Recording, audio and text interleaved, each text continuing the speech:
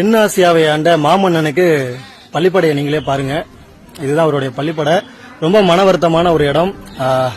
நம்ம அதிகமா இந்த இடத்த நம்ம கடந்து போறது உண்டு.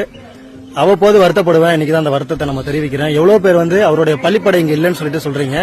அப்ப நான் என்னுடைய கேள்வி மட்டும் இல்ல, கடைக்கோடி தமிழுடைய கேள்வி என்னன்னா, இங்க அவருடைய பள்ளிப்படை இல்லைன்னா வேற எங்க இருக்குங்கிறத சொல்லுங்க. தஞ்சை பெரிய கோயிலே பாத்தீங்கன்னா 200 வருடத்துக்கு முன்னாடி தான் இவர் கட்டினாருங்கிறதே நம்ம கண்டுபிடிச்சோம். அப்பனா இவருடைய பள்ளிப்படையை நம்ம எப்ப கண்டுபிடிக்க போறோம் நீங்களே சொல்லுங்க.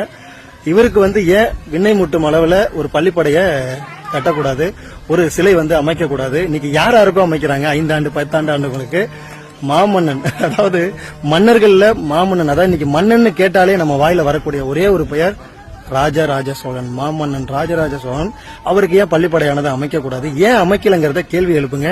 நான் சொன்னதுல எதுவும் தவறு இருந்ததுன்னா நீங்க ரெட் கலர் ஹார்ட் போடுங்க, சொன்னது கரெக்ட்னா கிரீன் கலர் ஹார்ட் போடுங்க. முடிஞ்ச அந்த வீடியோவை ஷேர் பண்ணுங்க. இந்த மாதிரியான இடங்களுக்கு வந்துட்டு போங்க. நம்ம கும்பகோணத்துல இருந்து ஒரு 10 கிலோமீட்டர் தொலைவில் உள்ளதுதான் இந்த உடையாளூர். தயவு செஞ்சு இந்த மாதிரி இடங்களுக்கு வந்துட்டு போங்க. நன்றி.